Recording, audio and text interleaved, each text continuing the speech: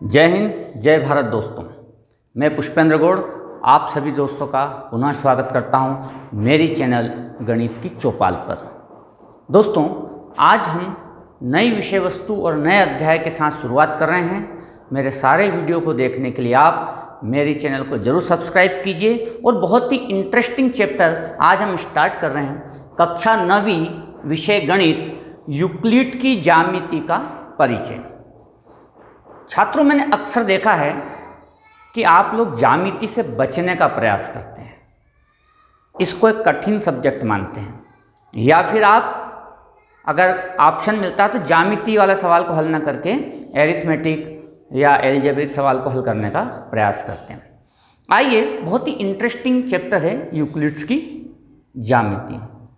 तो दोस्तों, ज्यामिति को इंग्लिश में ज्योमेट्री कहा जाता है। जियो मीन्स पृथ्वी और मीट्रिन मीन्स मापना, अर्थात पृथ्वी या भूमि को नापना।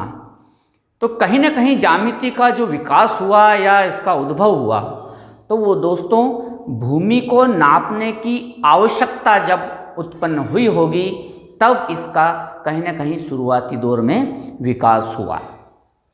जैसे कि रोम में नील नदी की बाढ़ में किसानों के या लोगों के खेत की सीमाएं रेखाएं बह जाती थी। जब बाढ़ उतरती थी तब पता नहीं चलता था कि कहाँ पर किसका खेत है। तब उन्हें आवश्यकता हुई कि कोई ऐसी विधि विकसित की जाए कि हम हमारे जितना भाग हमारे पास बाढ़ के पहले था उतना भाग हमें फिर से मिल जाए। और यहाँ से कहीं ना कहीं दोस्तों क्षेत्र मिति का शुरुआत हुई। ऐसा नहीं है कि केवल रोम में ही या मिस्र में ही ज्यामिति का विकास हुआ। उस समकालीन में दुनिया की कई सभ्यता और संस्कृति में ज्यामिति का विकास हो रहा था।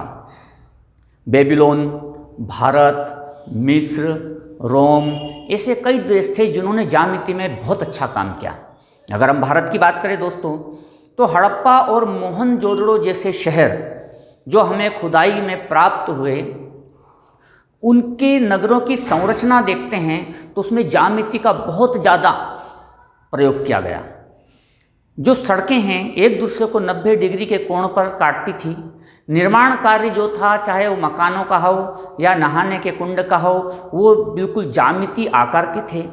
उनमें जो ईंटों का प्रयोग किया गया, उनका सभी का आयतन कहें, लंबाई, चौड़ाई और ऊंचाई एक समान अनुपात में पाई गई। इससे पता चलता है कि कहीं ना कहीं भारत में ज्यामिति का विकास बहुत अच्छी तरह से हो चुका था। और भारतीय लोग भी ज्यामिति की बहुत अच्छी समझ तो रखते ही थे, निर्माण कार्य में उसका भरपूर प्रयोग करते थे। प्राचीन भारतीय शास्त्रों को देखें तो शुल्ब सूत्र उस वक्त ज्यामिति का एक महत्वपूर्ण ग्रंथ हुआ करता था। शुल्ब सूत्र में अगर हम देखें तो यज्ञ की जो वेदियों को एक निश्चित आकार आकृति में कैसे बनाया जाए, उसका पूरा वर्णन दिया गया है। अगर हम हमारे पूजा यंत्रों को देखें तो जैसे कि श्री यंत्र कई प्रकार के त्रिभुजों से मिलकर के बना है। लगभग छोटे छोटे 43 त्रिभुजों का उसमें प्रयोग किया गया है। और ये श्री यंत्र प्राचीन काल से चला आ रहा है। यहाँ पर भी ज्यामिति का भरपूर प्रयोग किया गया है।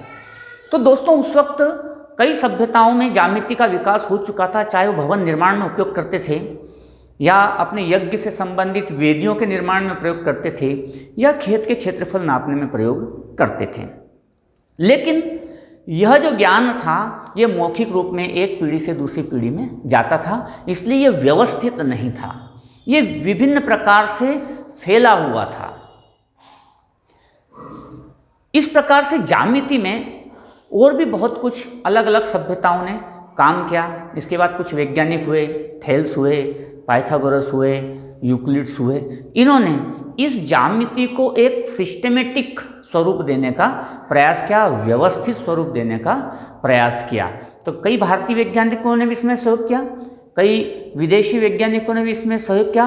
और इस प्रकार से एक ज्यामिति का व्यवस्थित स्वरूप यहाँ पर सामने आता है, जिसका प्रारंभ यूक्लिड्स ने बहुत ही सरलतम भाषाओं में परिभाषाओं को समझाकर और ज्यामितीय आकृतियों को समझा करके किया था। तो दोस्तों, अभी तक दुनिया में जितने भी देशों में ज्यामिति पर काम हो रहा था वो सब व्यवहारिक ज़्यादा था और सैद्धांतिक कम था। चाहे भारत में हो, यूनान में हो, रोम में हो, मिस्र में हो या बेबीलोन में हो, वे ज्यामिति को एक व्यवहारिक रूप में ही प्रयोग करते थे, लेकिन कोई सैद्धांतिक प्रतिमान उस वक्त स्थापित नहीं हुए थे। इसकी सबसे पहले शुरुआत यूक्लिड्स और उसके समकालीन वैज्ञानिकों ने की कि इसके सैद्धांतिक प्रतिमान के बारे में उन्होंने सोचा और उसके सिद्धांत को स्थापित करने का प्रयास किया। यूक्लिड्स ने जो अपना सैद्धांतिक प्रतिमान स्थापित किया वो आकाश और आकाश में स्थापित जो वस्तुएं या ठोस है उससे उन्होंने इसको सोचने की प्रयास किया। तो सबसे पहले यूक्लिड्स ने कहा कि जो ठोस हम उसे कहेंगे जिनका एक निश्चित आकार होता है, एक निश्चित आयतन होता है। यूक्लिड्स ने विमाओं को उल्टे सोचा। उसने कहा कि ठोस वे होते हैं जिसमें 3 विमाएं होती हैं, या यूँ कहें कि ठोसों में 3 विमाएं होती हैं। फिर उसने कहा कि अगर 3 में से 1 विमा कम कर दी जाए तो ये तल या पृष्ठ बन जाएगा। फिर यूक्लिड्स ने कहा कि अगर ये 2 विमाओं में से 1 विमा कम कर दी जाए तो यह पृष्ठ एक सरल रेखा में बदल जाएगा। और फिर यूक्लिड्स ने कहा कि इस एक सरल रेखा में से भी अगर इस एक विमा को भी समाप्त कर दिया जाए तो हमारे पास बचेगा, वो बचेगा बिंदु। इस प्रकार से एक सैद्धांतिक प्रतिमानों को स्थापित करने में यूक्लिड्स का बहुत बड़ा योगदान रहा। यूक्लिड्स ने विभिन्न ज्यामितीय आकृतियों को बहुत ही सरलतम भाषा में भी समझाने का प्रयास किया। ये बात अलग है कि आज के आधुनिक गणित में हम उनको पारिभाषिक शब्द के तौर पर तुलना करते हैं, लेकिन यूक्लिड्स ने पारिभाषिक शब्दों का प्रयोग करने की बजाय उनको समझाने के सरलतम तरीकों का प्रयोग किया। देखिए, जैसे यूक्लिड्स ने कहा एक बिंदु वह है जिसका कोई भाग नहीं होता। अब इस बात को समझने के लिए थोड़ा और इसका विस्तार करना पड़ेगा कि एक बिंदु वह है जिसका कोई भाग नहीं होता। अब भाग को समझेंगे तो फिर क्षेत्र को समझना पड़ेगा। भाग मतलब कोई क्षेत्र। फिर अगर क्षेत्र का उपयोग करेंगे तो फिर क्षेत्र को समझना पड़ेगा। तो दोस्तों एक शब्द को समझने के लिए दूसरी परिभाषा उत्पन्न करनी पड़ेगी, दूसरी को समझने के लिए फिर उसके लिए एक परिभाषा उत्पन्न करना पड़ेगी। तो परिभाषाओं की एक लंबी श्रृंखला तैयार होने लग जाती है। इस समस्या का समाधान गणितज्ञों ने इस तरह से निकाला कि कुछ पदों को अपरिभाषित ही रहने दिया जाए और उन पदों को हम प्रारंभिक पद मानेंगे और इसके आधार पर हम बाकी चीज़ों को हम परिभाषित करेंगे।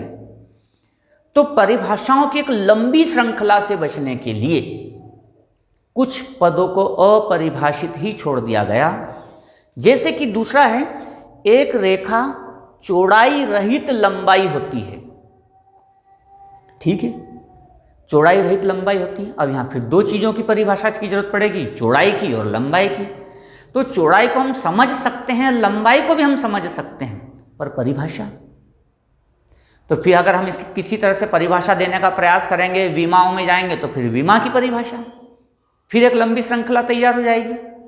ऐसी स्थिति में यह तय किया गया कि कुछ गणितीय पदों को अपरिभाषित ही रहने दिया जाए और यूक्लिड्स ने यही किया कि कुछ गणितीय पदों को अपरिभाषित रखा, लेकिन समझाया जरूर गया।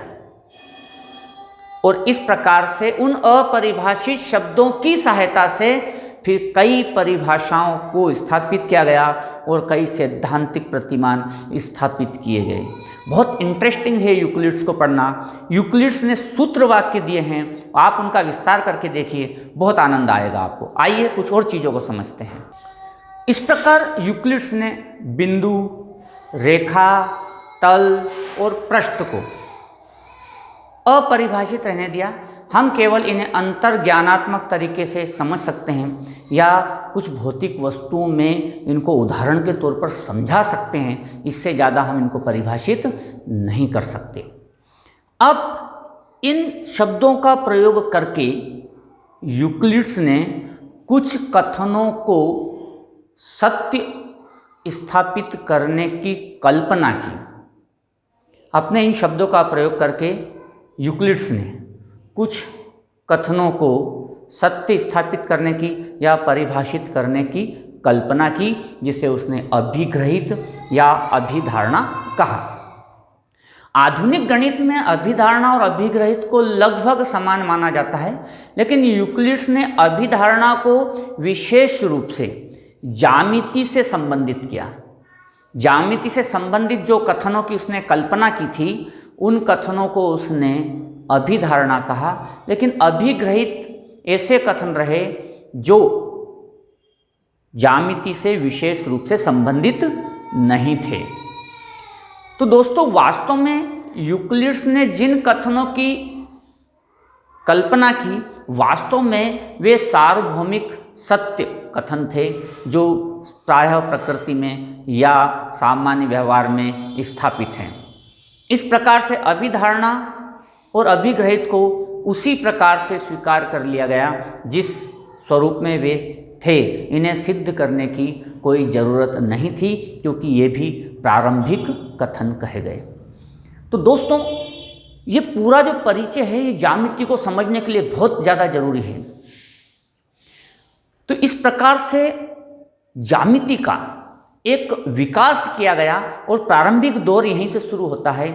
मौखिक स्वरूप से शुरुआत होता है, कहीं ना कहीं भूमि को मापने से इसकी शुरुआत होती है। इसके बाद व्यवहारिक पक्ष ज्यामिति का लंबे समय तक चला। फिर सैद्धांतिक प्रतिमान स्थापित करने के लिए कहीं ना कहीं परिभाषाओं की जरूरत पड़ी, लेकिन परिभाषाएं का भी एक अंत है, या कहें कि एक शुरुआत है। तो शुरुआत से नीचे हम नहीं जा सकते, इसलिए जो पहला शुरुआती कथन है उसको अपरिभाषित रखा गया, और उस अपरिभाषित कथन या शब्द से अन्य कई परिभाषित शब्द या परिभाषित कथनों का उत्पत्ति की गई और उनका विस्तार किया गया। हम अगले वीडियो में यूक्लिड से संबंधित जो अभिग्रहित थे, अभिधारणाओं को वो बिंदुवार समझेंगे दोस्तों। तो पहले आपको इसका इतिहास समझना बहुत ज़्यादा ज़रूरी है, तभी आपको ज्यामिति पढ़ने में बहुत मज़ा आएगा। दोस्तों, अगले वीडियो में मैं यूक्लिड्स की जितनी भी अभिधारणाएं और अभिग्रहित थे उनको विस्तार पूर्वक समझाऊंगा। आप मेरे चैनल को जरूर सब्सक्राइब कीजिए, जिससे कि आपको मेरे सारे वीडियो मिलते रहें। तो दोस्तों, हम फिर मिलेंगे अगले वीडियो में। तब तक के लिए जय हिंद, जय भारत।